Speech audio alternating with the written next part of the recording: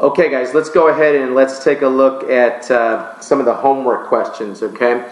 And I'm looking at the quiz questions. I probably should more accurately say the homework questions are also there in Connect, and you can see both of your quizzes and your homework, as you know by now, by clicking on the McGraw-Hill Connect link inside of Canvas, and that should take you over to your homework. If you're having any problem with that, you need to reach out to me probably right away to figure out what's going on, okay? But some of the questions from the quiz. Question number 4. The first PCAOB standard reporting requires the report shall state whether the financial statements are presented in accordance with generally accepted accounting principles.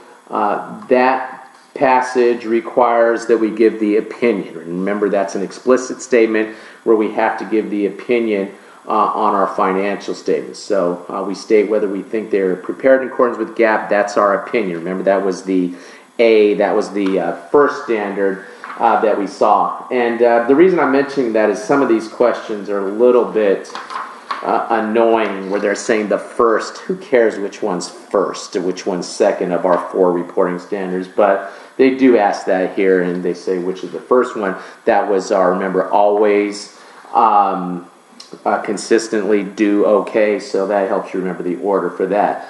Slide 5, okay? I didn't mention during our discussion, there were really no slides on it, but question 5 here, our idea of risk of material misstatement. Because there's a risk there will be a material misstatement in the financial statements, we have to maintain our professional skepticism. We maintain our professional skepticism at all times, and that also means, and we'll talk about this more when we get into our fraud standard, but that also means that when we find a misstatement, we do not assume it is unintentional, that it is an error. It could also be intentional, which means it could be fraud. And so we'll talk more about fraud later.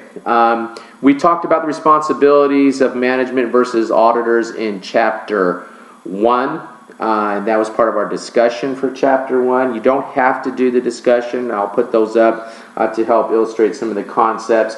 But question 6, the responsibility for the financial statements, right? Management. Management is the one that is responsible for the financial statements. That's quiz question 6. Just going forward, and by the way, guys, you can always print the questions from Connect, okay? And I like to do that and take a look at them for this section of our discussion so that you have a chance to see how I'm looking at some of those homework questions. Question 15, I don't like it. I put it in here. Now I kind of wish I wouldn't have, because I don't like this question. Internal auditor is likely to be more concerned with blank than the external auditor. Efficiency of operations. Oh, I see. Yeah, that's true. Okay, now I see this question. The efficiency of operations is something that the internal auditors might look at. What I thought this was saying is that's all they're interested in, and that's not true. They're also interested in the financial internal controls as well, and the board of directors, remember we talked about, relies on those internal auditors for that, and then the external auditors can leverage off of work that's done by the internal auditors to help them help us with our objective of providing an opinion on the financial statements. But it is true that efficiency of operations is something that's going to be looked at more by our internal auditors. So maybe that is a good question. That's question 15. Efficiency of operations is something that the internal auditors would look at more than the external auditors. The fourth PCAOB reporting standard are concerned with the following, except the presentation of the financial statements based on not guess. It's the presentation of the financial statements based on GAAP. So kind of a silly question there, kind of a tricky one. We give an opinion on the financial statements being prepared in accordance with GAAP, not GAS. GAS are the standards that the auditors follow when they're auditing the financial statements. Okay.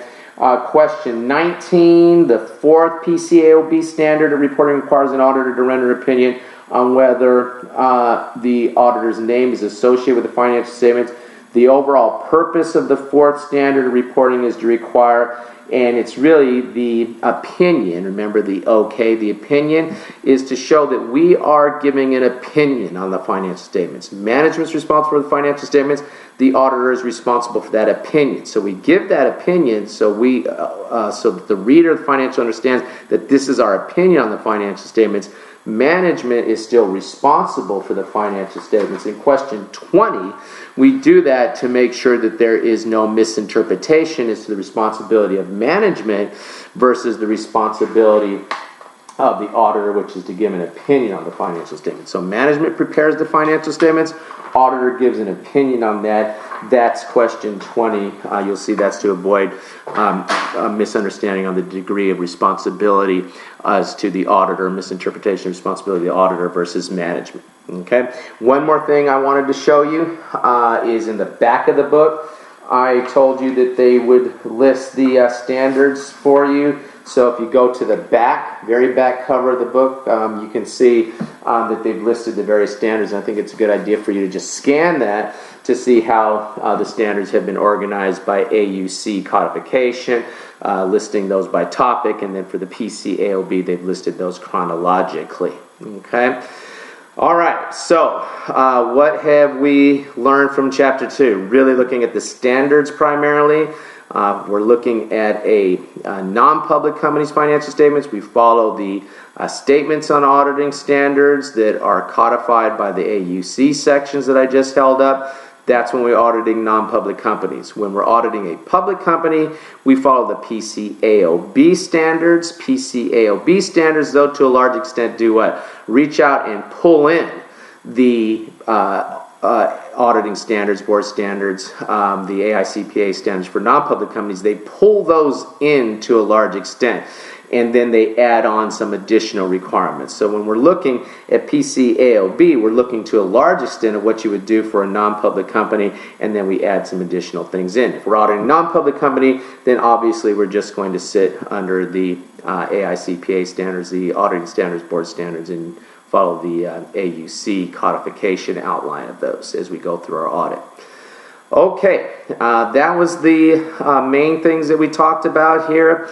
I've gone through some of the quiz questions with you. You should go through the homework questions, and that's going to get us through our introduction. We sort of have our jumped in with both feet into the water here now, and now we're going to start to swim as we go in and start to understand some of our planning requirements in Chapter 3, with a big focus on the concept of materiality and how the auditor will allocate our overall financial statement materiality, which is going to be a literal dollar amount that we will be coming up with to determine what would be a material misstatement that would change the decision, would change the process for a decision maker, would actually change their decision, would cause them to not buy the stock if they knew that there was a misstatement of a specific dollar amount. That's going to be the big focus for Chapter 3. Go through, wrap up your Chapter 2 homework, wrap up your Chapter 2 quiz, and get ready for Chapter 3 because we're going to really start digging in now and getting into the nuts and bolts of audits. Okay? All right, guys, thanks for your patience, and we'll see you for Chapter 3.